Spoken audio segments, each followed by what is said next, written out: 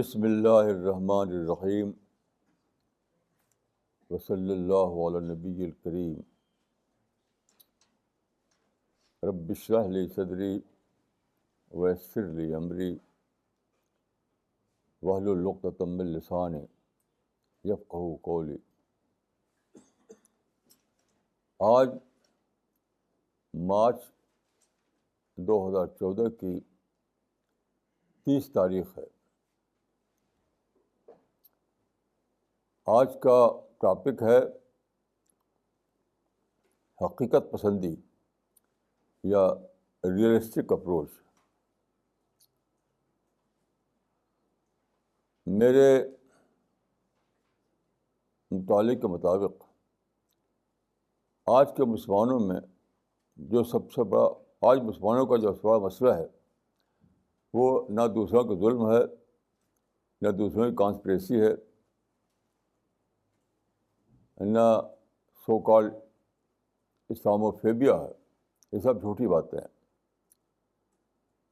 اصل مسئلہ مسلمانوں کا یہ ہے کہ انہوں نے حقیقت پسندی کو کھو دیا ہے، یعنی ریئلسٹک تھنکنگ ان کے اندر بالکل نہیں ہے، موجود ہی نہیں اس طرح سے، نہ انگریزی جاننے والوں میں نہ عربی جاننے والوں میں۔ یہ جو لوگ پیدا ہو رہے ہیں مدرسے سے ان میں بھی نہیں ہے، جو پیدا ہو رہے ہیں یونیورسٹی ان میں بھی نہیں ہے۔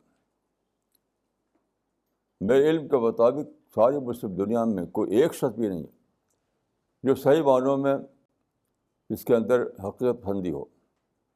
یہ سب بڑا مسئلہ۔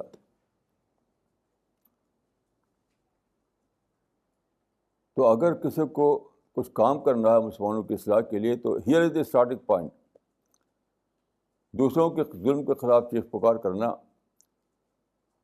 یہ کہنا کہ یہ دشمن ہے وہ دشمن ہے، یہ سب بالکل بیس لیس باتیں ہیں، بیس لیس باتیں ہیں۔ آپ 1000 سال تک چیختے رہیے، کچھ ہونے والا نہیں ہے۔ اصل چیز یہ ہے کہ مسلمانوں میں ریئلسٹک اپروچ لایا جائے، حقیقت پسندی لائی جائے۔ رسول اللہ صلی اللہ علیہ وسلم نے اپنی دعا میں یہ الفاظ بولے تھے کہ اللہم ارنا الاشیاء کما ہی،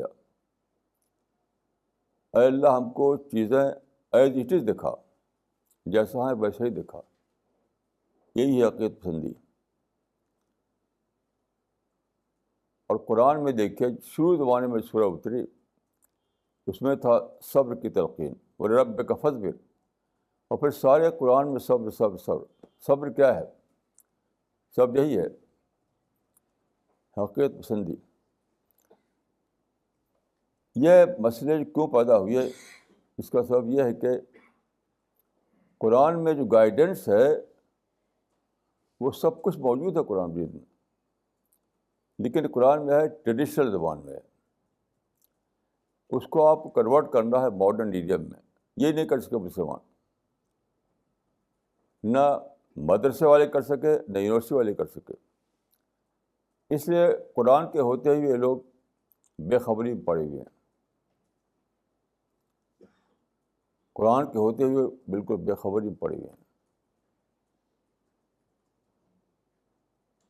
تو بہت پہلے، شاید پارٹیشنس پہلے کی بات ہے، ایک مسلمان جو مشہور تھا لبرل، پڑھا لکھا تھا وہ، اس نے ایک آرٹیکل لکھا تھا، اس میں یہ کہا تھا کہ قرآن has to be re revealed today, قرآن کو دوبارہ اترنا چاہیے۔ تو یہ میری سمجھ میں نہیں آتا تھا کہ اس کا مطلب کیا مراد تھی۔ اس سے بھی میری کوئی ملاقات نہیں ہوئی۔ بہت دنوں کے بعد میں نے بات جانی کہ اس نے ایک صحیح بات کو غلط الفاظ میں کہا، ایک صحیح بات کو اس نے غلط الفاظ میں کہا۔ صحیح بات یہ ہے کہ قرآن has to be redefined today, قرآن has to be redefined today, یعنی قرآن میں لفظ صبر ہے تو اس کو آپ بدلیے، کہیں کہ صبر کا مطلب ہے ریئلسٹک تھنکنگ، حقیقت پسندانہ سوچ، یعنی ٹریڈیشنل الفاظ کو آپ ماڈرن ایڈیم بدلیے. یہ کسی نے کیا نہیں.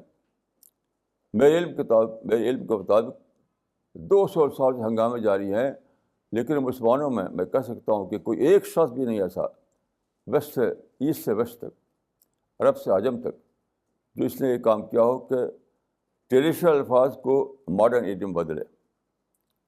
یہ ہے مسلمانوں کی سب سے بڑی کمی.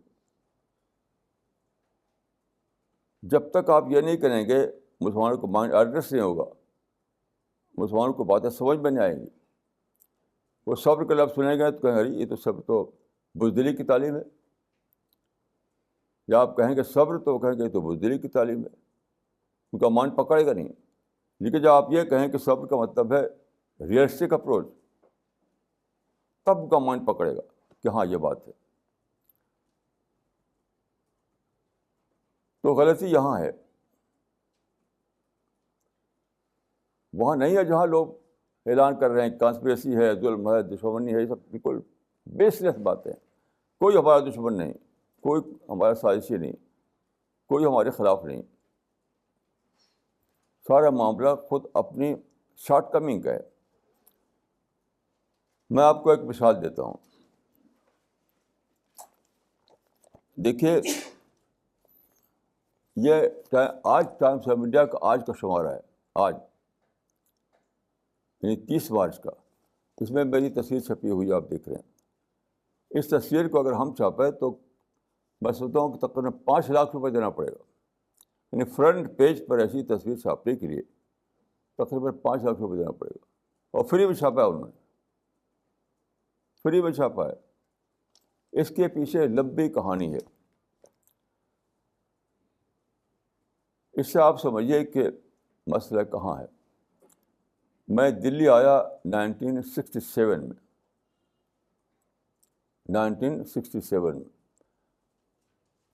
تو اس وقت سے میری یہ سوچ یہ تھی کہ مسلمان جو پرچے نکالتے ہیں ادھر ادھر, اس کے کوئی ویلو نہیں.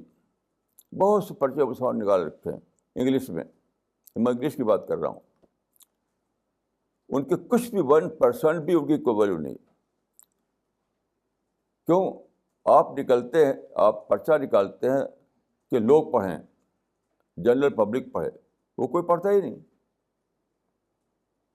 اس کی ریڈرشپ جو ہے انہی لوگوں میں رہتی ہے جو نکالتے ہیں, خود ہی نکالتے ہیں, خود ہی پڑھتے ہیں. جو جنرل ریڈرشپ ہے اس سے کوئی مطلب نہیں, کوئی اس کو پڑھتا نہیں.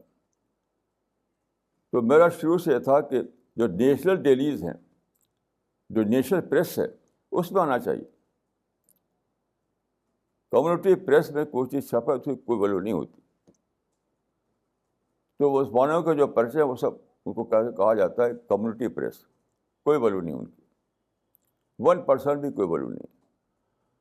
اور یہ چیز ہے کہ جو نیشنل پریس ہے وہاں چھپے آپ کی چیزیں. تو لوگ اس کو, جب میں کہتا تھا, لوگ اس کو برڈنس بتاتے تھے, برڈنس. کہتے ہیں کہ نیشنل پریس جو ہے وہ تو ہمارا تو متعصب ہے, اس کو تو ہم سے ہمارے بارے میں نگیٹو ہے, وہ کہاں چھاپے گا.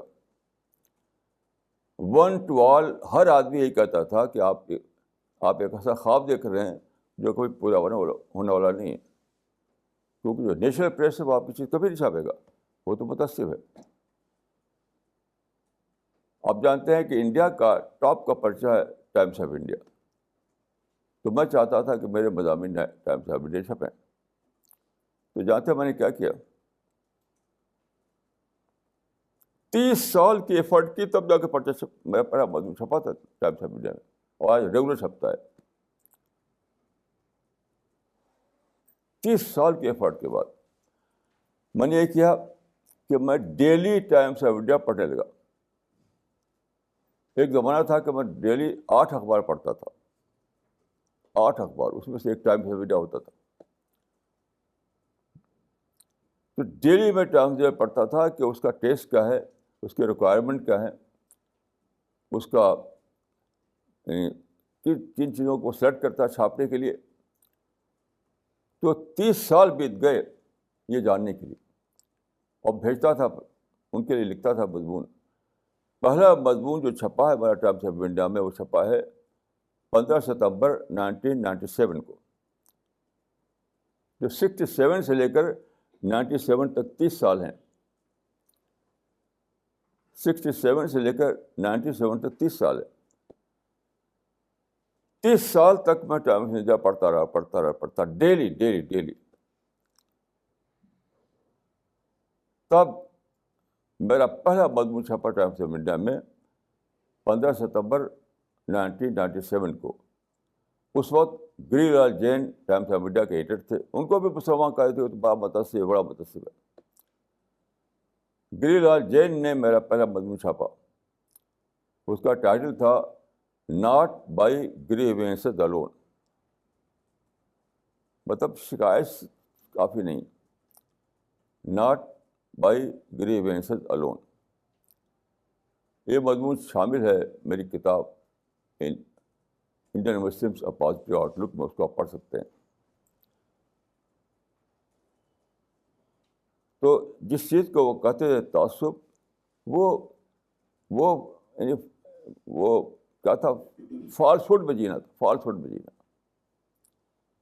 کوئی دنیا میں متعصب نہیں ہے, کوئی ہمارا دشمن نہیں ہے, کوئی کس کو فرصت نہیں کہ خراب سازش کرے. چیز کیا ہے کہ ہم اس کا جو اسٹینڈرڈ ہے اس اسٹینڈرڈ پر اپنے آپ کو پیش کریں. جیسے ایک گلاس ہے, مارکیٹ میں جس اسٹینڈرڈ کا گلاس کی جو ریکوائرمنٹ ہے اس کے مطابق گلاس بنائیں تو لوگ دوڑ کے خریدیں گے. اس کو کوئی نہیں خریدیں گے. لیکن اگر آپ کا گلاس مارکیٹ کی ریکوائرمنٹ کے مطابق نہیں ہے تو کوئی نہیں خریدے گا, فری بھی نہیں کوئی لے گا. تو 30 سال میں نے بتایا یہ جاننے کے لیے کہ نیشنل پریس کی ریکوائرمنٹ کیا ہے, نیشنل پریس کس چیزوں کو چھاپے گا. تو جب میں نے ڈسکور کیا, میں نے سمجھا کہ نیشنل پریس کا ٹیسٹ کیا ہے, وہ کس طرح کی چیزوں کو چھاپتا ہے. یہ کرتے کرتے 67 سے شروع کیا میں نے, اور پھر 1997 میں میرا پہلا مضمون چھپا ستمبر کے مہینے میں. اس کے بعد سے آپ برابر ریگولر میرا مضمون چھپتا ہے.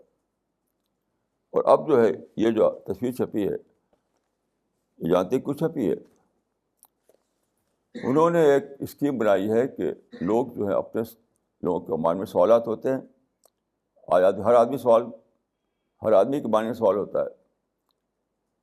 ہر آدمی زندگی کو لے کر, جاب کو لے کر, میرڈ لائف کو لے کر, نیشنل لائف کو لے کر سوال ہوتا ہے. تو انہوں نے کچھ لوگوں کو, چند لوگوں کو گرو بنایا ہے کہ ان گروؤں سے سوال کر کے پوچھو.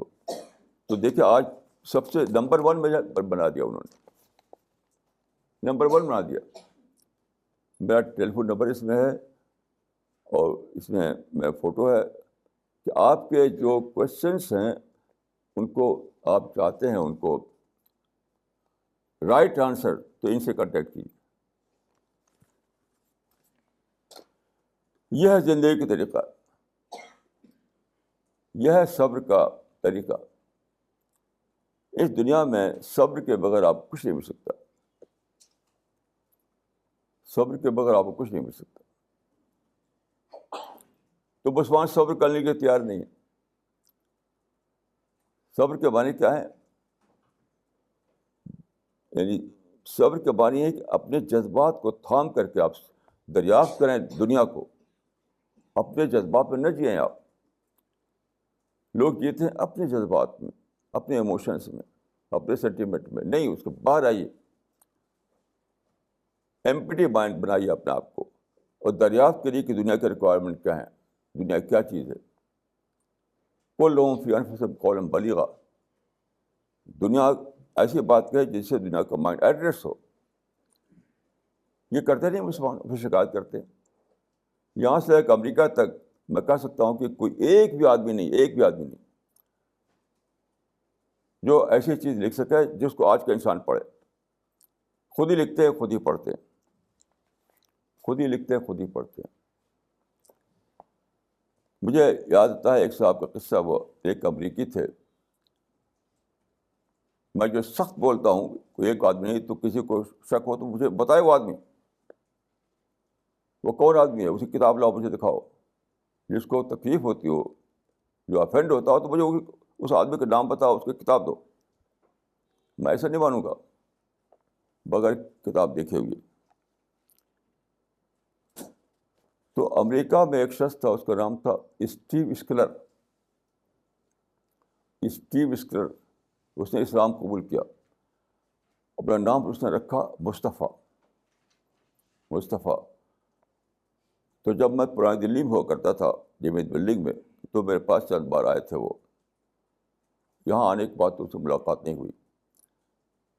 تو وہاں انہوں نے مجھ سے کہا تھا کہ اسلام قبول کرنے کے بعد میں عرب ملکوں میں گیا، عرب ملکوں میں یعنی مسلم کنٹریز میں، اور 11 سال تک میں ان کے درمیان رہا.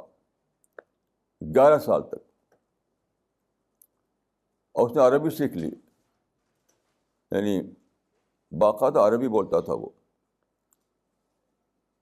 تو اس نے ایک ملاقات میں کہا تھا، اس کی آنکھوں میں آنسو آ گئے تھے، کہ 11 سال تک مسلمانوں کے تجربے کے بعد میں اتنا غمگین ہوا کہ میرا جی چاہا کہ میں اسلام چھوڑ دوں. اب تک اس کے الفاظ میں یاد ہیں. اس نے کہا تھا، کنت محزونا جدا حتی ظننت ان اخرج من الاسلام. کنت محزونا جدا حتی ظننت ان اخرج من الاسلام. یعنی میں بہت زیادہ غمگین ہوا، یہاں تک کہ مجھے خیال ہوا کہ میں اسلام ہی چھوڑ دوں. تو اسلام کو ٹیکسٹ میں پڑھا اس نے، قرآن اور حدیث میں، تو اسلام نے اس کو اٹریکٹ کیا. اور جب وہ مسلمانوں میں گیا تو وہ بہت زیادہ بدل ہو گیا. تو سارا جو راز ہے مسلمانوں کی پستی کا، وہ یہ ہے کہ مسلمانوں نے اس اصل تعلیم کو چھوڑ دیا جو اسلام کی تعلیم ہے، صبر. صبر کا مطلب کیا ہے؟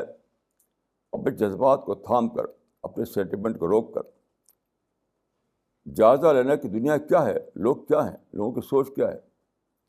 اسی کو کہا جاتا ہے ریئلسٹک اپروچ، حقیقت پسندی. اب میں آپ کو ایک اور مثال دیتا ہوں.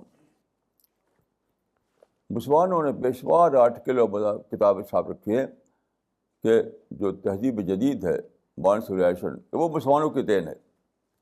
فخر کے ساتھ کہتے ہیں وہ ہماری دین ہے. سارے عرب سے عجب تک سارے مسلمانوں کو سوچے یہ ہے فاسٹ فوڈ میں جینا. اس معاملے کو میں کب سمجھا کہ کیا مسلمانوں کا، اگر مسلمانوں نے کی دین ہوتی تو مسلمانوں کا مقام ہوتا آج کی دنیا میں. ایک طرف تو یہ کہتے ہیں کہ ہمارے ساتھ دنیا جو ہے، یعنی ہمارے کوئی وزن نہیں دیتی، ہمارے کوئی ویٹ نہیں دنیا میں، اور دوسری طرف ہم دینے والے ہیں دنیا کو.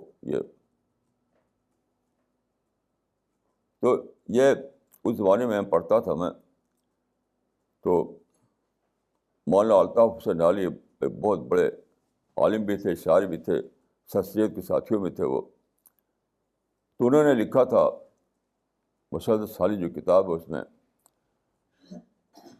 بہار اب جو دنیا میں آئی ہوئی ہے، یہ سب پود انہیں کے لگائی ہوئی ہے. بہار اب جو دنیا میں آئی ہوئی ہے، یہ سب پود انہیں کی لگائی ہوئی ہے. ہمارا کارنامہ یہ.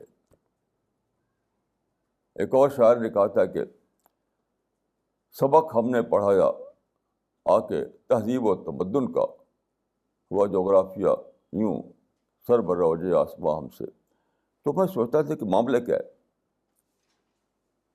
پھر میں ترکی گیا، وہاں بہت بڑا ایک میوزیم بنایا گیا ہے مسلمانوں کے دور حضارت کا، مسلمانوں کے دور تہذیب کا. بہت ہی بڑا ہے، کئی منزلہ، بے شمار چیزیں اس کے اندر رکھی ہوئی ہیں. اس کو دیکھنے کے لیے شاید 1 مہینہ کی ضرورت ہوگی. تو خیر جب میں نے اس کو دیکھا تب میری سمجھ میں راز آیا.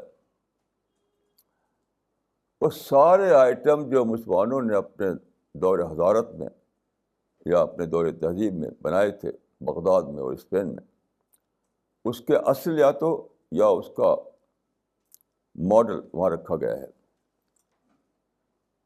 یا تو ان کا اصل یا ان کا ماڈل رکھا گیا ہے وہاں. اس کو دیکھ کر بھی سمجھ میں آیا کہ کیا معاملہ کیا ہے. یہ جو مسلمان دعویٰ کرتے ہیں کہ ہم ہیں تہذیب کے دینے والے، تو اس کا معاملہ کیا ہے؟ وہ معاملہ یہ ہے جس کی مجھے وہاں دریافت ہوئی کہ دنیا کے دیکھے 3 دور ہیں تہذیب کے اعتبار سے. بالکل پریمیٹیو دور، شروع کا دور، اس کے بعد مسلم دور، اور تیسرا یعنی ویسٹرن پیریڈ اب جو چل رہا ہے. تو قدیم زمانے میں یعنی مسلم پیریڈ سے پہلے، مسلم پیریڈ شروع ہوتا ہے 8ویں صدی عیسوی میں.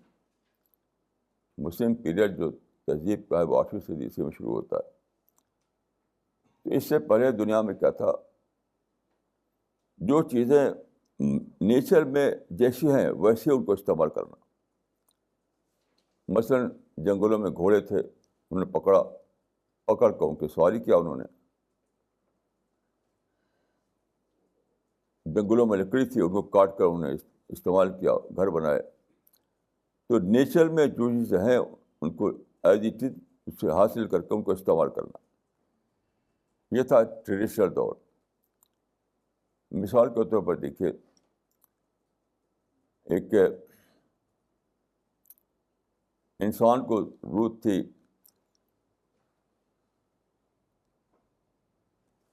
وہ اس کی کشتی کی، یعنی پانی میں انسان کیسے اپنا سفر کرے.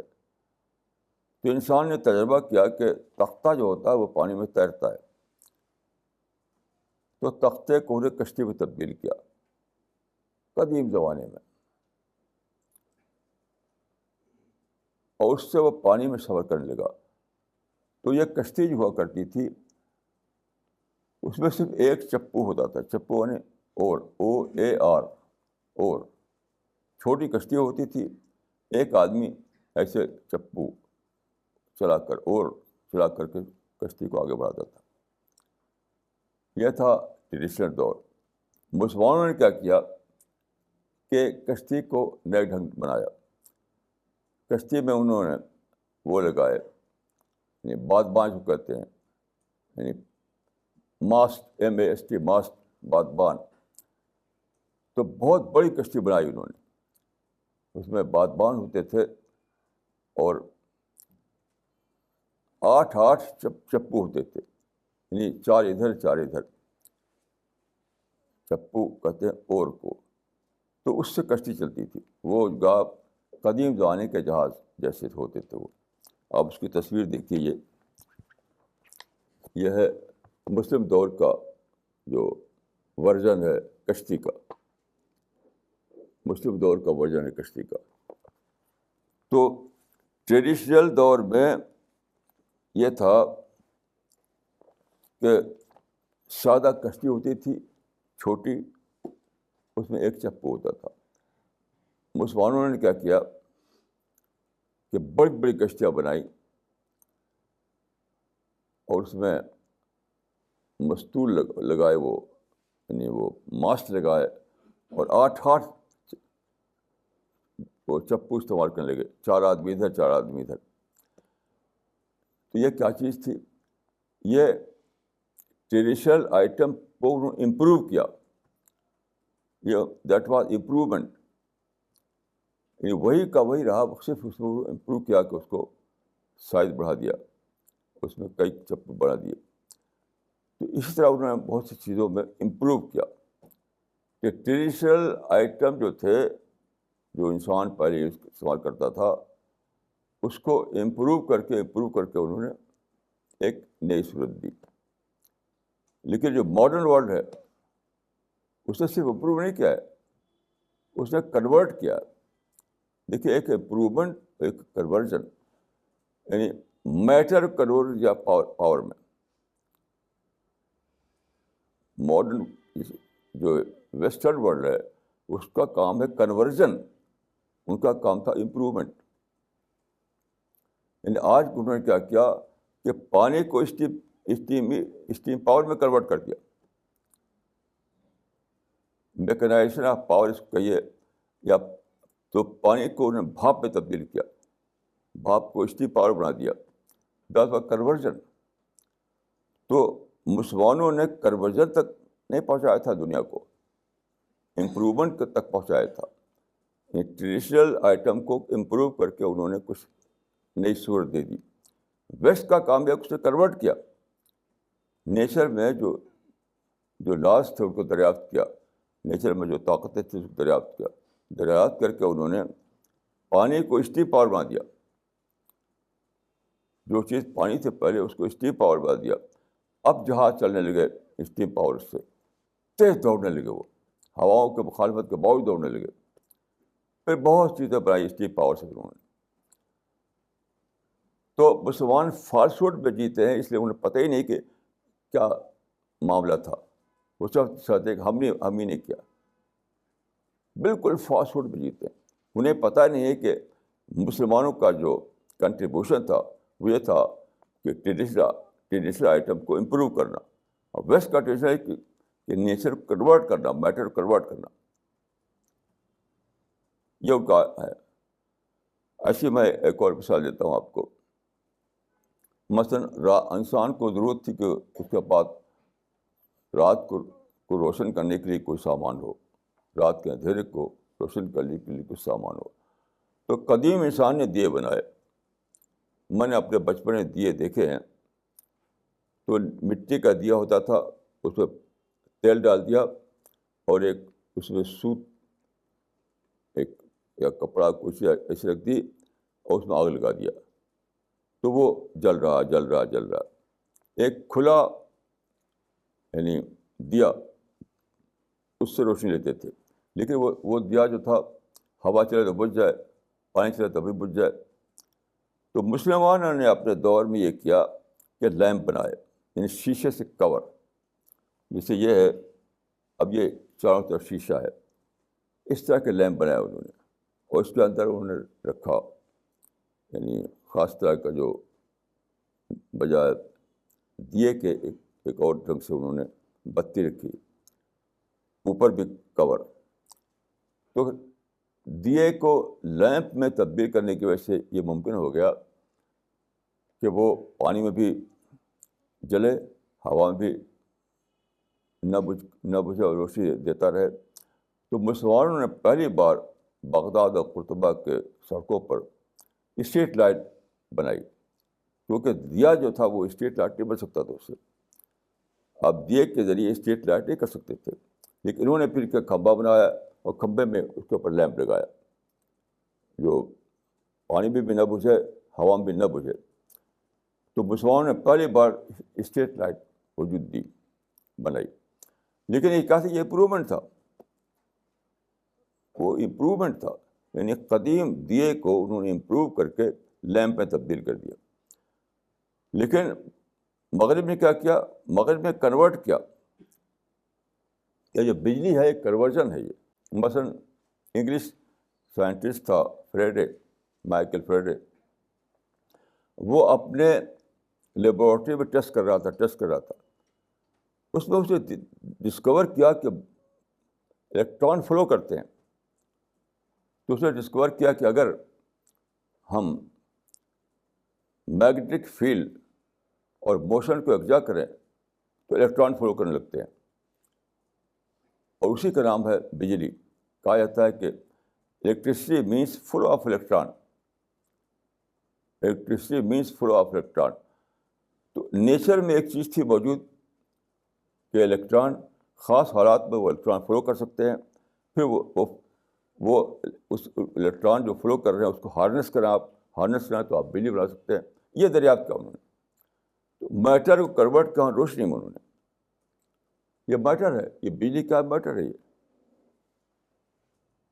تو مسلمانوں کا کیس تھا امپروومنٹ، اور ویسٹ لوگوں کا کیس ہے کنورژن.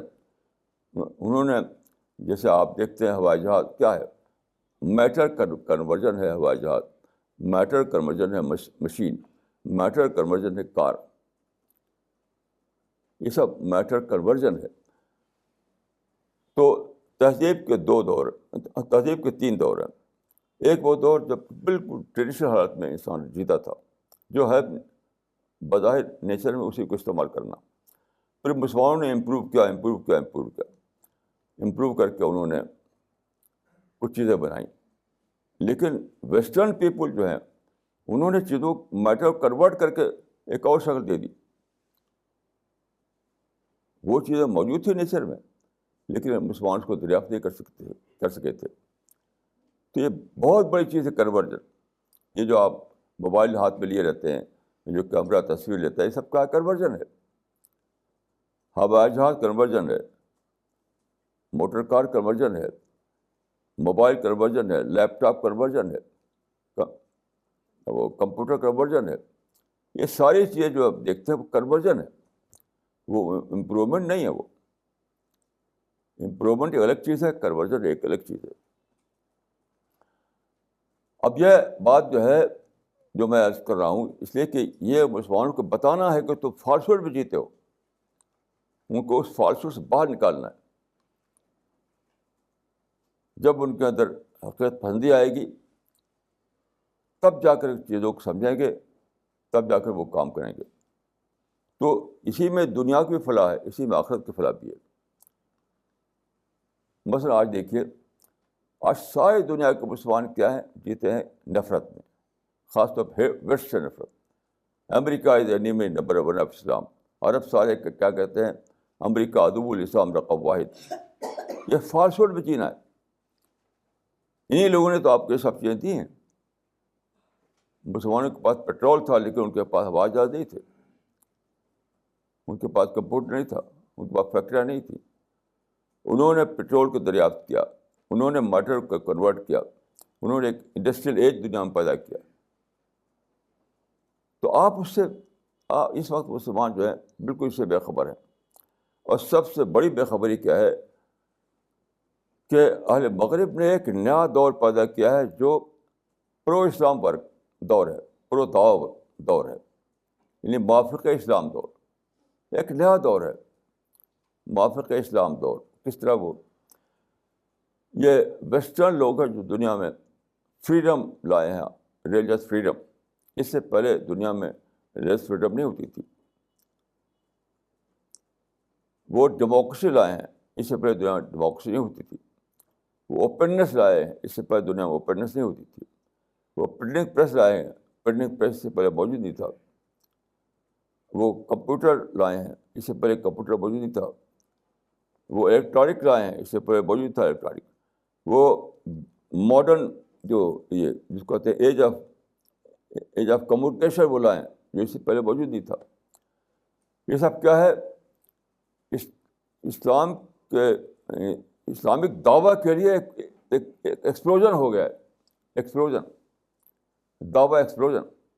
یہ ساری چیزیں جو ہیں دعوتی کام کے لیے انتہائی حد تک مفید ہے، انتہائی حد تک مفید ہے. آپ غور کیجیے، قرآن میں لکھا ہوا ہے کہ ارأیت الذی ینہی عبدا اذا صلی. اس کو پڑھیے قرآن مجید میں، ارأیت الذی ینہی عبدا اذا صلی. دیکھو اس شخص کو جو ایک بندے کو روکتا ہے نماز پڑھتے ہوئے. یعنی حرم میں جب کوئی نماز پڑھتا تھا اس کو مارتے پیٹتے تھے. اچھا، آج آپ کو کوئی نماز پڑھنے سے روکتا ہے؟ میں جاتا ہوں جگہ مندروں میں، وہ کہتے ہیں کہ نماز پڑھ لو. چرچ میں کہتے ہیں کہ یہی نماز پڑھ لو. گرجا میں، وہ گرودوارے میں کہیں نماز پڑھ لو. آج کون روکتا ہے آپ کو؟ اس وقت آپ نماز پڑھتے تھے تو آپ کو مارتے پیٹتے تھے. یہ قرآن میں لکھا ہوا ہے، ارأیت الذی ینہی عبدا اذا صلی. یہ ہے کہ نیا دور ہے. کون لایا یہ دور؟ اہل مغرب لائے ہیں یہ دور. یہ دور اہل مغرب لائے ہیں کہ آپ کو عبادت کی آزادی ہے، آپ کو اپنے مذہب پر عمل کرنے کی آزادی ہے، آپ کو دعوت کی آزادی ہے، آپ کو یعنی آپ کو دوسرے کے خلاف کھلے اظہار خیال کی آزادی. جیسے میں مثال دیتا ہوں ایک مرتبہ میں وہاں تھا برمنگھم میں، یعنی انگلینڈ کے 3 بڑے شہر ہوتے ہیں، لندن، برمنگھم، مانچسٹر. تو برمنگھم میں تھا. تو جن صاحب کا ٹھہرا ہوا تھا وہ ایک مسلمان تھے. تو وہاں کچھ کرسچن لڑکے کام کر رہے تھے ان کے یہاں، کچھ کرسچن لڑکے، غالباً 3 لڑکے تھے. تو جو صاحب خانہ تھے انہوں نے اس سے کہا کہ تمہاری کلرجی تو کو بہت بیوقوف بناتی ہے. ایک کرسچن سے کہہ رہے ہیں کہ تمہاری کلرجی تم کو بہت بیوقوف بناتی ہے. پھر انہوں نے بتایا کہ تمہاری کلرجی جو ہے اٹونمنٹ کا نظریہ پیش کیا اس نے، یعنی گناہ دوسرا کرے اور اس کا بھگتان دوسرا بھگتے. کیونکہ ان کا نظریہ یہ ہے کہ حضرت آدم کے بعد شاید دنیا گنہگار ہو چکی ہے، اور حضرت عیسیٰ جو سولی پر چڑھے اس سے ان کے گناہ کا کفارہ ہوا. تو نے کہا کہ دیکھو بیوقوف بناتی تم کو، گناہ تو کوئی کرے گا، کوئی بھگتے گا. تو وہ لڑکے کہتے ہیں mister Khan you are right. یہ سادہ بات نہیں ہے. آج سے پہلے یہ واقعہ ممکن نہیں تھا. کوئی اپنے مذہب کے خلاف سن نہیں سکتا تھا. اسی وقت وہ مارتے ان کو. آج سے پہلے کوئی اسے سن نہیں سکتا تھا. آپ دیکھیے تمام نبیوں کے زمانے میں یہی ہوا کہ مار پیٹ ہوتی رہی. رسول اللہ کے زمانے میں شروع میں ہوا مار پیٹ ہوتی تھی، کیونکہ وہ زمانہ تھا ریلیجس پرسیکیوشن کا زمانہ، مذہبی جبر کا زمانہ. اب ساری دنیا میں ریلیجس فریڈم کا زمانہ ہے. ایسے ہی دیکھیے آپ جب نکلے دنیا میں اسلام پھیلانے کے لیے تو کہیں جنگل حائل تھا، کہیں سمندر رکاوٹ تھا، کہیں کوئی ملک رکاوٹ تھا. آج ماڈرن کمیونیکیشن کے زمانے میں ہم یہاں بول رہے ہیں اور ساری دنیا میں لوگ سن رہے ہیں. کیسا عجیب ہے. کبھی اس سے پہلے ممکن نہیں تھا کہ ایک دائی ایک مقام پر بولے اور ساری دنیا اس کو سنا جائے. یہ کس نے کیا؟ یہ دور کون لایا؟ یہ اہل مغرب لائے. اہل مغرب یہ لائے یہ دور کہ اب نہ جنگل رکاوٹ ہے، نہ سمندر رکاوٹ ہے، نہ کوئی حکومت رکاوٹ ہے. دیواریں سب ٹوٹ گئیں، ساری دیواریں ٹوٹ چکی ہیں. آپ ایک جگہ بولیے اور ساری دنیا میں آواز سنی جائے گی. یہ سب بے خبر سوال ہے، مسلمان اس سے بے خبر ہے. مجھے کوئی ایک مسلمان نہیں معلوم، نہ مسٹر نہ بول بھی، جو جانتا اس حقیقت کو. کیوں؟ وہ جی رہے ہیں فالس ہوڈ میں. فالس ہوڈ میں قرآن میں یہود کے بارے میں ہے. دیکھیں فالس ہوڈ پیدا کیوں ہوتا ہے. قرآن میں جس یہود کا ذکر یاد رکھے وہ قدیم یہود ہیں، آج کا یہود نہیں ہے. یہ بھی سمجھ لیجیے کہ آپ لوگ سمجھتے ہیں قرآن پڑھ کر کہ آج کا یہود بھی ویسا ہی ہے. ایک قدیم یہود کے بارے میں ہے. آج کا جو یہودی ہے اس نے سائنٹیفک ایجوکیشن لی. سائنٹیفک ایجوکیشن بالکل مختلف ہو چکا ہے. وہ مثلاً دیکھیے میں نظام الدین میں رہتا ہوں. آج کل مسلمان یہاں زیادہ ہو گئے ہیں اور اتنا شور ہوتا ہے رات دن شور. نیو یارک میں گیا یہودیوں کی بستی میں، یہودی کالونی میں. وہاں بالکل سکون تھا، ایک دم پیس تھا، کوئی شور نہیں. یہ ہے آج کا یہودی جو ہے وہ سائنٹیفک ایجوکیشن پا کر کے بالکل مختلف ہو چکا ہے، بالکل مختلف. میں وہاں گیا، یروشلم میں ایک کانفرنس تھی جس میں کہ فلسطینی نوجوان بھی بلائے گئے تھے اور یہودی نوجوان بھی. تو میں نے دیکھا کہ کئی فلسطینی نوجوان خوب فرفر انگریزی بول رہے تھے. تو میں نے سوچا کہ یہ کہاں انہوں نے انگریزی پڑھی، کیونکہ ہم تو اخباروں میں پڑھتے ہیں کہ فلسطینی علاقے میں روزانہ بم گرتا ہے. تو معلوم ہوا کہ یہ جو فلسطینی نوجوان ہیں یہ وہ ہیں جو اسرائیل میں رہتے ہیں. آج بھی اسرائیل میں عرب رہتے ہیں آج بھی، اور کوئی رکاوٹ نہیں ان کو. کھلے طور پر وہی پڑھتے ہیں اسکول میں جس طرح یہودی بچے پڑھتے ہیں. یہ کیا ہے آج کے یہودی کا جو ذہن ہے. آج کا یہودی وہ نہیں ہے جو جس کو آپ پڑھتے ہیں اپنی کتابوں میں. آج کے یہودی کے اندر سائنٹیفک تھنکنگ ہے، وہ یعنی ماڈرن تھنکنگ ہے. وہ فالسوڈ میں نہیں جیتا ہے آج کا یہودی. اور مسلمان ابھی تک فالسوڈ میں جی رہے ہیں. انہیں کچھ خبر نہیں کہ آج کی دنیا میں کیا ہو رہا ہے. خود اسرائیل میں دعوت کے مواقع اسی طرح ہیں جس سے انڈیا میں مواقع ہیں. خود اسرائیل میں کیوں آج کا اسرائیل جو ہے وہ سائنٹیفک ایجوکیشن نے اس کو بالکل بدل دیا. وہ یہودی نہیں ہے جو مارتا پیٹتا تھا پہلے. آج آپ اسرائیل جائیں, وہاں آپ اعلیٰ ایجوکیشن لیں, وہاں آپ دعویٰ ورک کریں, وہاں آپ نماز پڑھیں, وہاں آپ دینی سرگرمی دکھائیں, کوئی رکاوٹ نہیں, کچھ بھی رکاوٹ نہیں. تو یہودی جو ہے سائنٹیفک ایجوکیشن نے ان کو بدل دیا. لیکن مسلمان ویسے کہ ویسے آپ بھی مسلمان وہی حالت ہے ان کی. تو ایک لفظ ہے جس کو کہتے ہیں جوئش سپرامزم, جوئش سپرامسزم کتابیں لکھی گئی ہیں, یعنی یہودی احساس برتری, جوئش سپرامسزم. تو جوئش سپرامسزم تو اب کم ہے, لیکن اب مسلم سپرامسزم زیادہ ہے. احساس برتری میں جینا, ہم ہی سب کچھ تھے. تو آج مسلمانوں کو پریزنٹ میں تو حاصل نہیں ہے, تو پاسٹ میں جو ان کی گلوری تھی, ان کا امپائر تھا, اس کو لے کر کہتے ہیں کہ ہم تھے. تو ایک ایسی گلوری جو جا چکی ہے اس میں جیتے ہیں مسلمان. اس کو کہتے ہیں پیرانویا. آج سارے مسلمان پیرانوئک کریکٹر بن گئے ہیں, وہ گزری ہوئی گلوری میں جیتے ہیں. ان کا آدمی کہتا ہے کہ ہم ہیں جنہیں دنیا کو تاج محل کی خوبصورتی دی, ہم ہیں جنہیں دنیا کو لال قلعہ کی عظمتیں دیں, ہم ہیں جس نے دنیا کو قطب مینار کی بلندیاں دیں. ان بازی کی جو فرق کرنا, یہ ہے فالسوڈ میں جینا. مسلمانوں کو اس فالسوڈ سے نکالنا ہے, تب ان کے اندر کوئی نئی بگننگ شروع ہوگی, ورنہ کوئی بگننگ ہونے والا نہیں ہے. مسلمانوں کی سب سے بڑی خیرخواہی یہ ہے کہ ان کو بتایا جائے کہ تم فالسوڈ میں جیتے ہو. جو لوگ تنقید سے بھڑکتے ہیں وہ جنت الحمقہ میں رہتے ہیں, انہیں خبر نہیں کہ تنقید ہی تو آغاز ہے اصلاح کا. اور لوگ تنقید سے بھڑکتے ہیں, میں سمجھتا ہوں کہ وہ آخری حد تک بے خبر ہیں حقیقتوں سے. کیونکہ تنقید نہیں تو نیا آغاز بھی نہیں, تنقید نہیں تو اصلاح بھی نہیں. تو میں مسلمانوں میں ایک نیا آغاز اگر لانا ہے تو تنقید کو اچھی چیز سمجھ کے قبول کرنا ہے, نہ کہ کوئی بری چیز. تو سوچیے, اس کو غور کیجیے, اور سوچ کر کے اپنی زندگی کی پلاننگ کیجیے.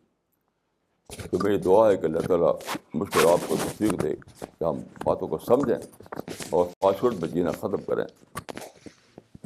اقول قولی ھذا واستغفر اللہ لی ولکم اجمعین.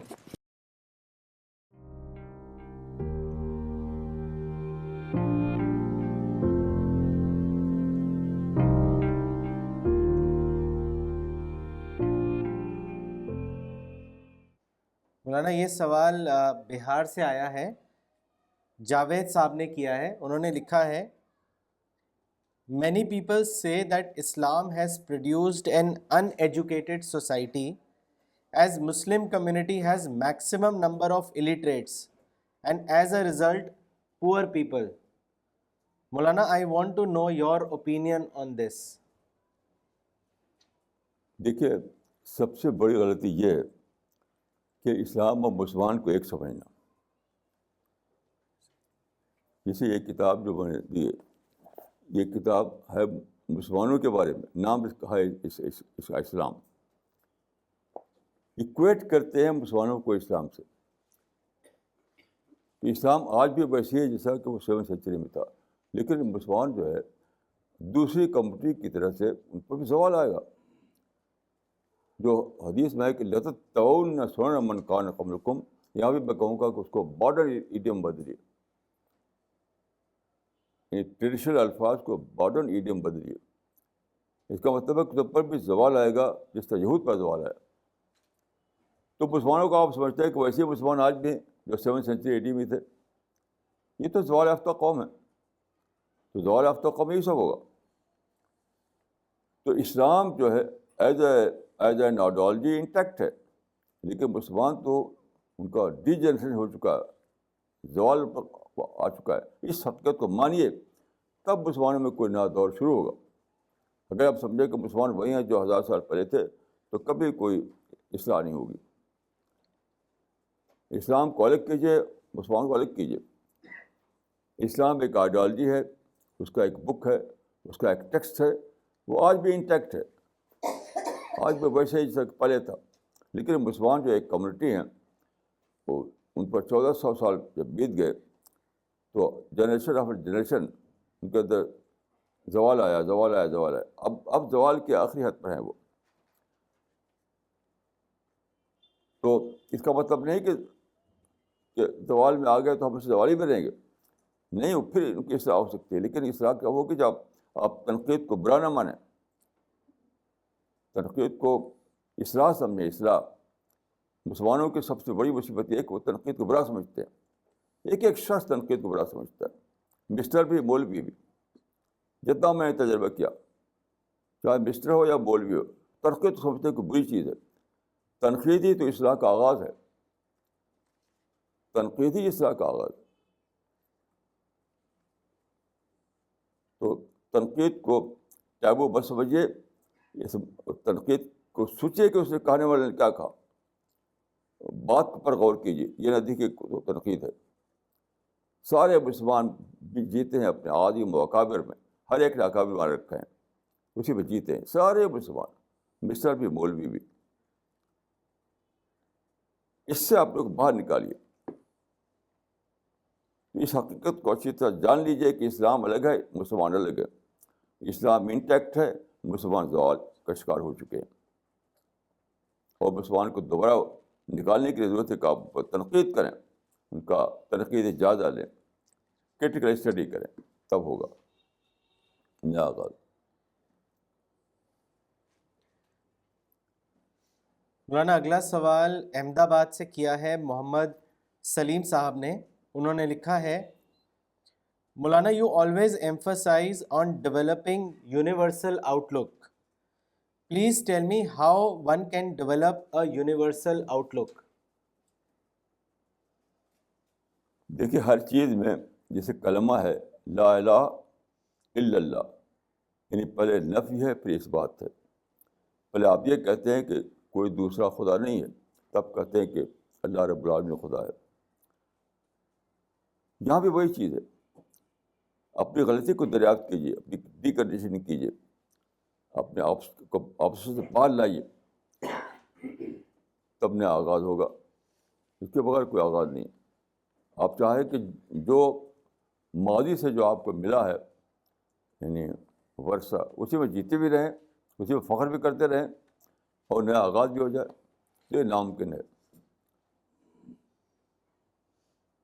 پہلے اپنے یعنی جو کنڈیشن ہی کو توڑیے. جو ذہن بن گیا ہے آپ کا، اس ذہن کو توڑیے، نئی سوچ اپنا لائیے.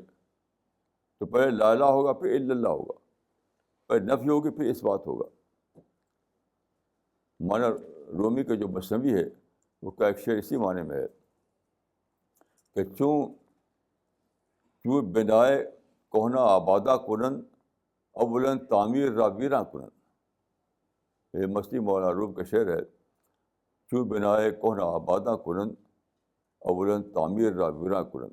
یہ مطلب ہے اس شعر کا.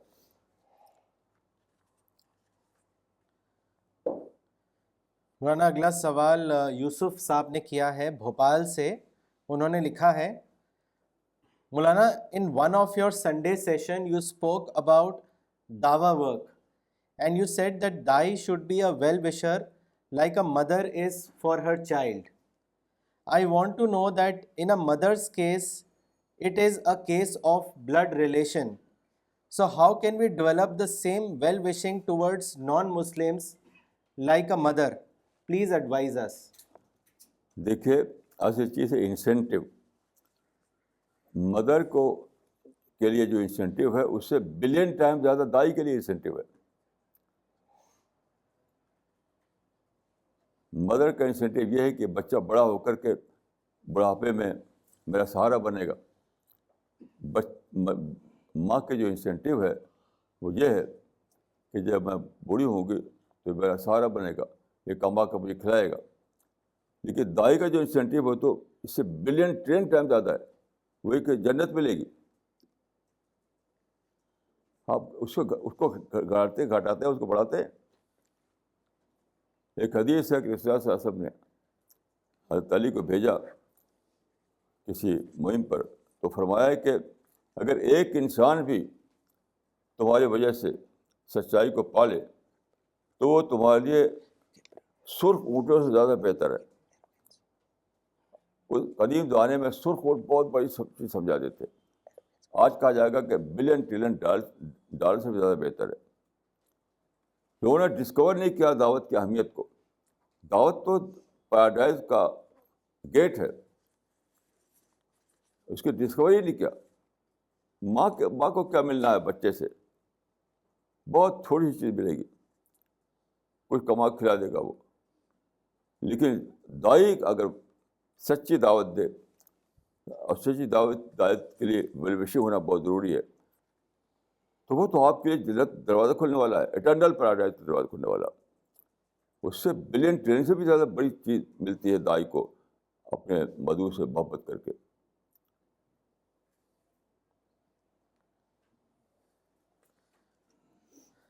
مولانا اگلا سوال کیا ہے پونے سے سلمان صاحب نے.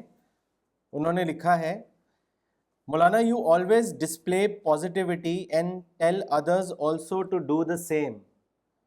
Please tell us what is your secret formula.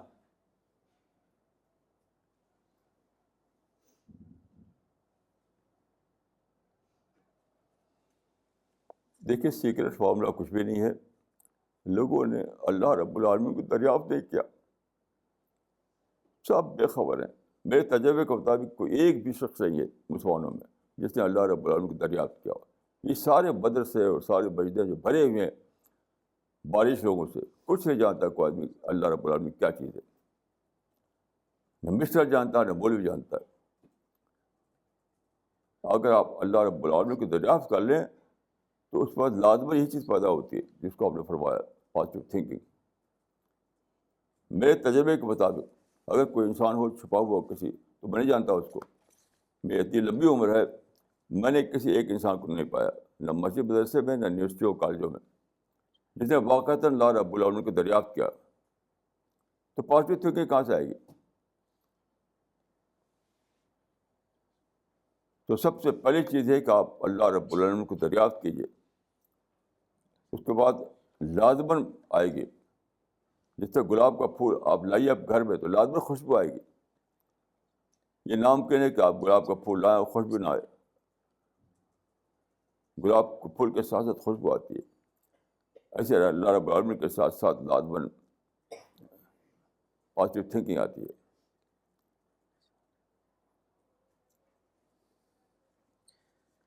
مولانا اگلا سوال لینے سے پہلے ایک کامنٹ پڑھنا چاہیں گے جو غازی پور سے توفیق خان صاحب نے لکھا ہے. انہوں نے لکھا ہے، مولانا صاحب میں الرسالہ قاری ہوں. آپ کا جو لٹریچر ہے وہ ماڈرن ایڈیم میں ہوتا ہے جو کہ پوری طرح سے سمجھ میں آتا ہے. اللہ سے دعا ہے کہ وہ آپ کو لمبی عمر دے. مولانا اگلا سوال شاہ نواز ظفر صاحب نے کیا ہے دلی سے. انہوں نے لکھا ہے، آپ نے اپنی کتاب الاسلام میں لکھا ہے کہ مضطر یعنی جو اضطراب کی حالت میں ہو اس کی دعا اللہ امیجیٹلی قبول کرتا ہے، اور دیگر مومن کی دعا کی قبولیت کے لیے عمل صالح بھی چاہیے. یہاں مضطر سے مراد کیا ہے، اس کو واضح کریں.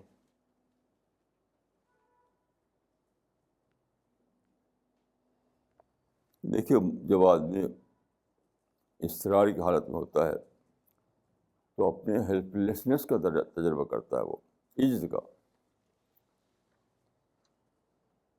کا تجربہ.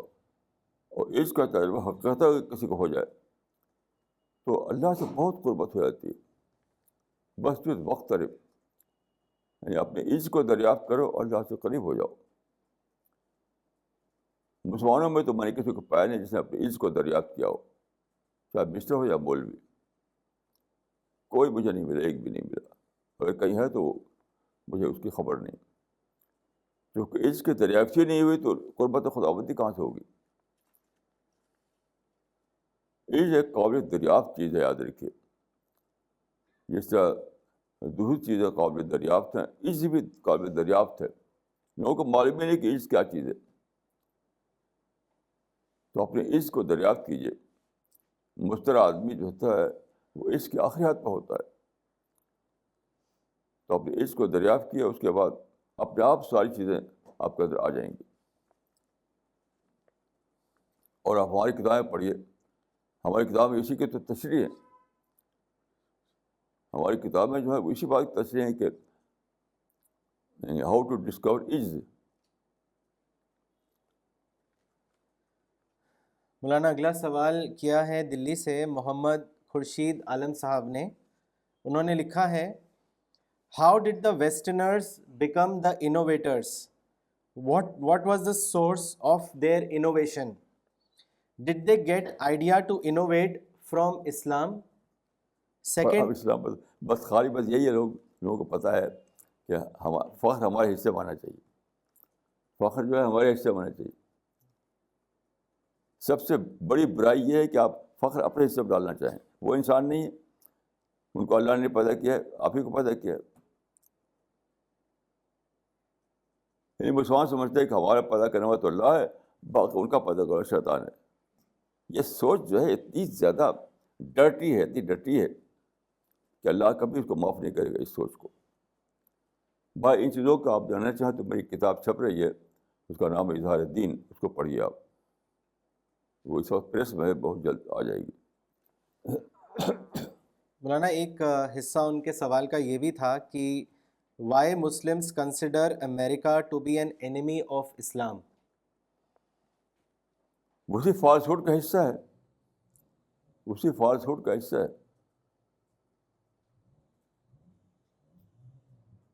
دیکھیے سب سے بڑی وجہ جو مسلمانوں کے یہاں ہے وہ کہ امریکہ اسرائیل کی حمایت کیوں کرتا ہے. تو سوال ہے کہ امریکہ پاکستان کی حمایت کیوں کرتا ہے؟ 60 برس سے پاکستان میں ایک مدد بجی رہا ہے. تو امریکہ اگر اسرائیل کی حمایت کرتا ہے تو آپ سوچیے کہ پاکستان کی حمایت کیوں کرتا ہے. اور 7 ملین مسلمان کیوں رہتے ہیں 60 سے امریکہ میں؟ اس کا وجہ کیا ہے؟ تو امریکہ اپنے انٹرسٹ کو جہاں دیکھتا ہے، جہاں انٹرسٹ اسرائیل سے اس کو پورا ہو رہا ہے تو اسرائیل کے ساتھ دیتا ہے، جہاں پاکستان سے پاکستان سے دیتا ہے. جو 7 ملین مسلمان وہاں وہ اس کے وہ لیبر، اس کو لیبر کی ضرورت ہے، وہ لیبر فراہم کر رہے ہیں تو ان کو اپنی جگہ دی رہی ہے. اس 7 مسلم جو ہیں امریکہ میں وہ ان کے لیبر کی ضرورت پورا کر رہے ہیں تو ان کو بھی وہ موقع دیا گیا. دیکھیے ہر آدمی اپنے انٹرسٹ کو دیکھتا ہے، کوئی دشمن کسی کا نہیں ہوتا. کسی انسان کو یہ فرصت نہیں کہ آپ سے دشمنی کرے. یہ نظریہ ہی باطل ہے، بالکل جھوٹ ہے. ہر آدمی اپنے انٹرسٹ کو دیکھتا ہے. اب آپ کو کہیں خلاف پڑ جاتا ہے اس کا انٹرسٹ، آپ کا تو ایک دشمن ہے. وہ اپنے انٹرسٹ کو حاصل کرنا چاہتا تھا، اتفاق کی بات ہے کہ آپ کو کہیں ٹھوکر لگ گئی. تو یاد رکھیے اپنی ڈکشنری سے نکال دیجیے لفظ دشمنی اور کانسپریسی، اور صحیح لفظ اس کے رکھیے کہ ہر انسان اپنے انٹرسٹ پہ چل رہا ہے. آپ بھی انٹرسٹ چل رہے ہیں، مسلمان بھی اپنے انٹرسٹ پہ چل رہے ہیں. تو کہیں آپ کا انٹرسٹ دوسرے سے موافقت کر جائے گا، کہیں مخالفت کر جائے گا، تو وہ اتفاقی بات ہے. کوئی کسی کا دشمن نہیں، کسی کو فرصت نہیں کہ وہ کسی کی دشمنی کرے. ہر آدمی کو خود اپنی ترقی، بچوں کو ترقی دینا ہے، اپنے گھر کو بنانا ہے. یہ نظریے بالکل بیس لیس ہے، بالکل بیس لیس ہے کہ فلاں دشمن ہے، فلاں دشمن ہے. کوئی دشمن نہیں ہے. ہر آدمی اپنے میں نے آپ کو مثال دی کہ اگر اسرائیل کی حمایت کرنے کی وجہ سے امریکہ دشمن بن گیا تو پاکستان کی حمایت کیوں کرتا ہے؟ وہ 7 ملین مسلمانوں کو اپنے جگہ دی ہوئی ہے، خوب کھا کما رہے ہیں وہ. کیوں؟ تو اپنے انٹرسٹ کی وجہ یہ بھی کر رہا ہے، انٹرسٹ کی وجہ وہ بھی کر رہا ہے. انٹرسٹ کا لفظ دونوں کو ایکسپلین کرتا ہے. مولانا اگلا سوال دمام سے ہے، مس امت المعز نے کیا ہے. انہوں نے لکھا ہے، ماشاء اللہ very comprehensive talk on realistic living. I request Maulana sahib to give a message for those living in Arab countries.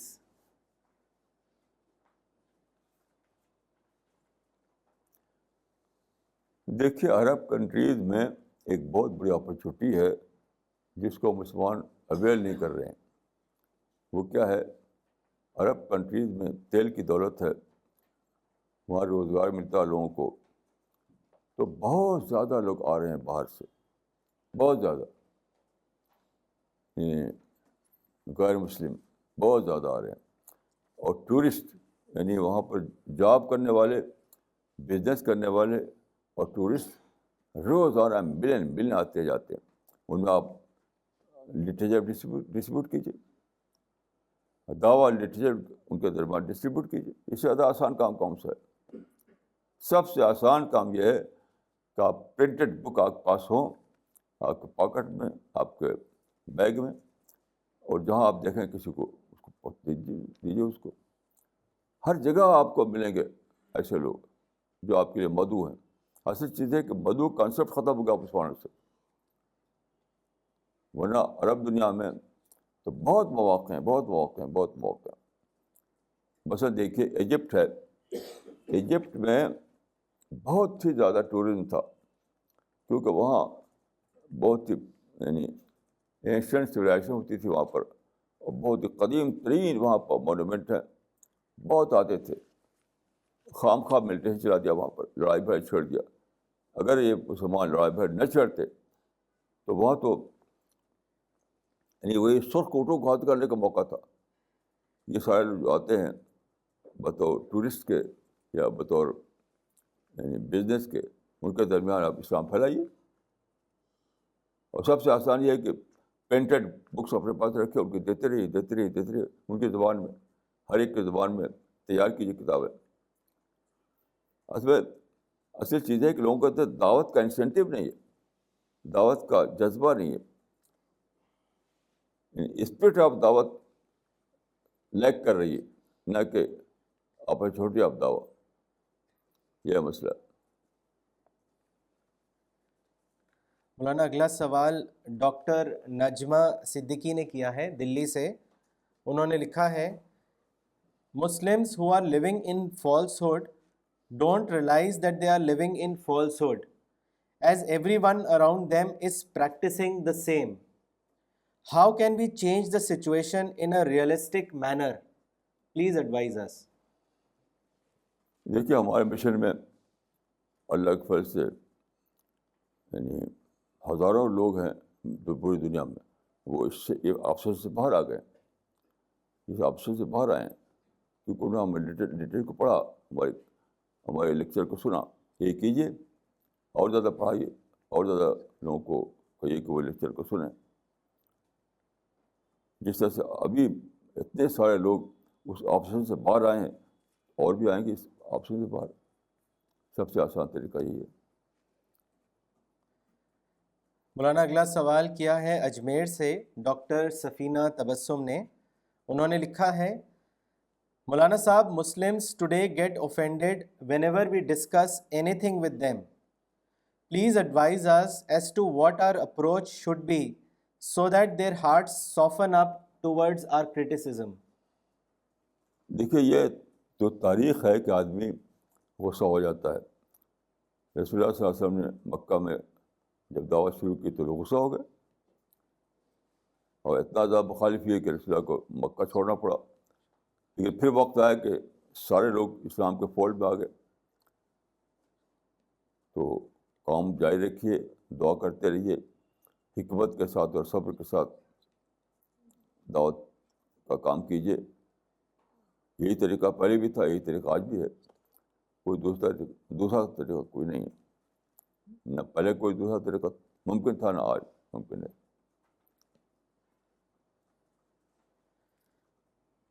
مولانا اگلا سوال دلی سے ہے، جمیل اختر صاحب نے کیا ہے. انہوں نے لکھا ہے یہودی اسلام کے دشمن ہیں اور ہمیشہ رہیں گے. زیادہ تر کتابوں کا خلاصہ یہی ہے. قرآن میں یہود کا ذکر کیا صرف حضور کے دور کے یہود کے لیے ہی ہے؟ اس کو واضح کریں. بھائی یہودی کی بات نہیں ہے. آپ کی کتاب میں لکھا رہتا ہے، سارے کتاب میں کفار مکہ مشرکین مکہ، تو کیا وہ آج کے لیے ہے؟ سب کتابوں میں لکھا رہتا ہے کفار مکہ مشرکین مکہ، قل یا ایھا الکافرون قرآن مجید میں. تو کیا آج کے لیے ہے؟ یہ قل یا ایھا الکافرون جو ہے یہ مکہ والوں کے لیے ہے. یہ قل یا ایھا الکافرون جو ہے مکہ والوں کے لیے ہے. یہ ہماری کتاب میں لکھا رہتا ہے کفار مکہ مشرک مکہ، وہ قدی مکہ کے لیے ہوتا ہے. تو یہ فرق تو ہر جس طرح دوسروں کے بارے میں ہوتا ہے یہود کے بارے میں بھی ہے، جیسے دوسروں کے بارے میں اس کے یہود کے بارے میں بھی ہے. اس میں دیکھیے ہوا یہ، ایسا کیا ہوا کہ یہود کو جب مار پیٹ ہوئی فلسطین میں تو چلے گئے، اس کو کہتے ہیں ڈائسپورا، یعنی یہودی ڈائسپورا میں چلے گئے، یعنی دوسرے ملکوں میں. ان کی بڑی تعداد ویسٹرن کنٹریز میں چلی گئی، یورپ میں اور امریکہ میں. تو وہاں انہوں نے انگلش پڑھی، وہاں انہوں نے سائنس پڑھی. تو ڈائسپورا ان کے لیے وہ نعمت بن گیا، ڈائسپورا ان کے لیے نعمت بن گیا. اور پڑھ کے وہ ایجوکیشن میں آگے بڑھتے چلے گئے. میں آپ کو ایک مثال دیتا ہوں. میں 3 بار گیا ہوں فلسطین اور اسرائیل. تو ایک بار تو مجھے معلوم ہوا کہ جو یہودی رہتے ہیں امریکہ میں، انہوں نے ایک فنڈ اکٹھا کیا، $1 بلین، بلین 20 سے $1 بلین اکٹھا کر کے گئے وہ یروشلم. وہاں کا جو بڑا ربائی تھا، چیف ربائی، اس سے ملے. انہوں نے کہا کہ یروشلم میں بہت بڑا سینگاگ بنائیے. سینگاگ کہتے ہیں یہودی عبادت خانے کو. یروشلم میں بہت ہی بڑا سینگاگ بنائیے آپ. تو چیف ربائی جو تھا اس نے کہا کہ خدا کو بہت بڑے سینگاگ کی ضرورت نہیں ہے، اس کو ایجوکیشن میں لگاؤ. تو $1 بلین کا فنڈ وہاں پر قائم ہوا ایجوکیشن کے لیے. اور وہ دھوم سے لگے، یعنی پڑھنے لگے یہودی لڑکے. اس طرح سے وہاں آیا ہے یہ ایجوکیشن کا جو دور آیا ہے. ہمارے یہاں بدقسمتی سے ایسے لوگ پیدا ہی نہیں ہوتے، کیونکہ سوسائٹی اتنی خراب ہے. کوئی اچھی بات کہے تو اس کو دبا دیتے ہیں. سر سید کو آپ جانتے ہیں، آج آپ سر سید کو بڑا درجہ دیتے ہیں، لیکن سر سید کے زمانے میں کیا ہوا؟ ان کو فتوے لگے، ان کو مخالفتیں کی گئی. سر سید کے معاصرین جو تھے زبردست مخالفتیں کی ان کی. ان کو سب کچھ کہا منافق، کافر، فاسق، پتہ نہیں کیا کر ڈالا. تو کوئی بھی کام کر پاتا ہے جب اس کو یعنی سپورٹر ملے. جب سپورٹر نہیں ملے تو کچھ نہیں کام ہو سکتا. رسول اللہ کا بھی کام ملا کہ جب سپورٹر ملے آپ کو. پچھلے نبیوں کو سپورٹ نہیں ملے تو کوئی بڑا کام بھی نہیں ہو سکا. تو مسلمانوں کے مزاج کو بدلیے تاکہ جو کام کرنے کو اٹھے تو اس کو سپورٹر ملے. یہ بھی اس کا ایک پہلو ہے. جب مسلمانوں کے مزاج کو بدلیں گے تو کسی کام کرنے والے کو سپورٹ دیں گے، تب جا کر بڑا کام ہوگا. مولانا اگلا سوال لینے سے پہلے ایک کامنٹ پڑھنا چاہیں گے جو دوحہ قطر سے مولانا عبدالباسط عمری نے لکھا ہے. انہوں نے لکھا ہے آپ نے جو یہ کہا کہ اپنے جذبات اور خواہشات سے باہر آ کر اپنے آپ کو ایمٹی مائنڈ بنائیں اور دوسروں کو ڈسکور کریں. مولانا آج آپ کی اس تقریر سن کر میرا ذہن کھلا. مولانا آپ کی باتوں سے مجھے سمجھ ملتی ہے، شعور ملتا ہے. اللہ آپ کو صحت اور لمبی عمر دے تاکہ ہم آپ سے خوب استفادہ کریں. مولانا اگلا سوال کیا ہے مس نغمہ صدیقی نے دلی سے. انہوں نے لکھا ہے what is the criteria to جج that we have arrogance in us. اس کے بارے میں بتائیں. دیکھیے میں جو سمجھا ہوں نفسیاتی اعتبار سے وہ یہ ہے کہ جب آپ کو تنقید بری نہ لگے اور تعریف اور خوش نہ ہوں آپ، تب سمجھیے کہ آپ کو ایروگنس نہیں ہے. پھر سنیے، جب آپ کو کرٹیسزم بری نہ لگے اور پریز آپ کو خوش نہ کرے، تب سمجھیے کہ آپ کے اندر ایروگنس نہیں ہے.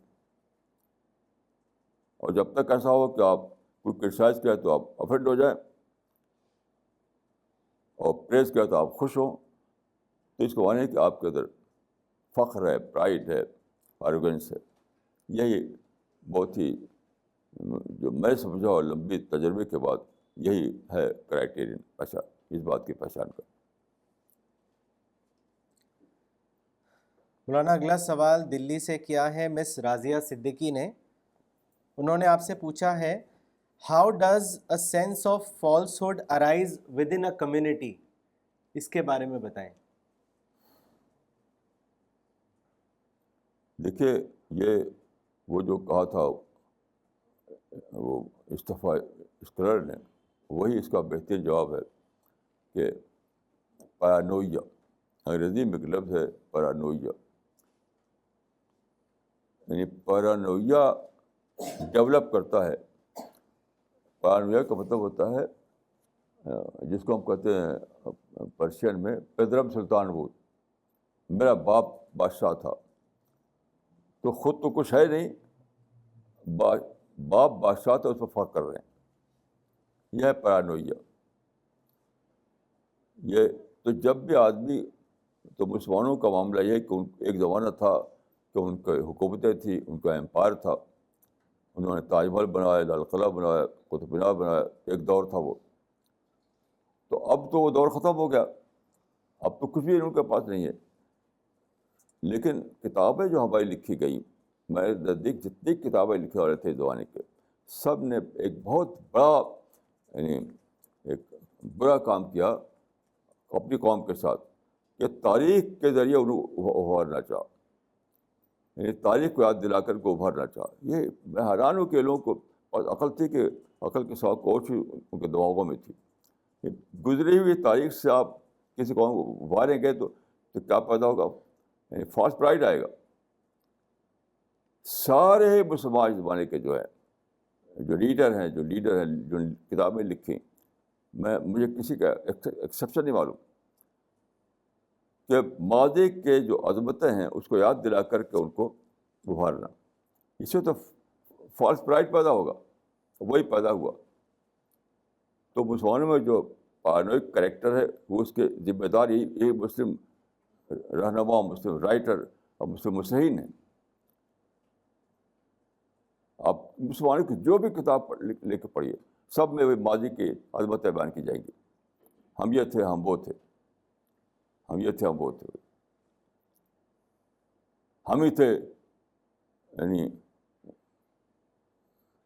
کیا وہ ہم ہی چھائے ہوئے تھے شرق سے تا غرب دنیا میں، ہم ہی چھائے ہوئے تھے شرق سے تا غرب دنیا میں، نہ تھا پلہ کسی مسلم کا دنیا میں گرا ہم سے.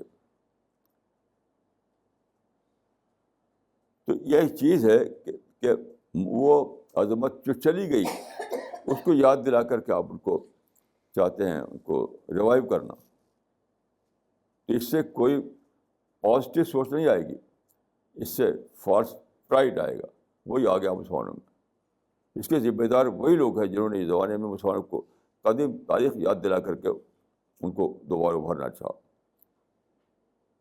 کچھ شاعر نے کہا تھا کہ حدیرات نوارا تلخ تر میزن فی ذوق نغمہ کمیابی، حدیرہ تیز تر میخاں جو محمل کا گراں بھی نہیں. یہی سب چیز ہے جس نے مسلمانوں کا یہ حالت کر رکھی ہے. جو مسلمان پارانوئک کریکٹر بن گئے اس کی ذمہ داری خود ان پر نہیں ہے، ان کے رہنماؤں پر ہے، جنہوں نے معاملے کو سمجھے بغیر ایک غلط رہنمائی دی ان کو.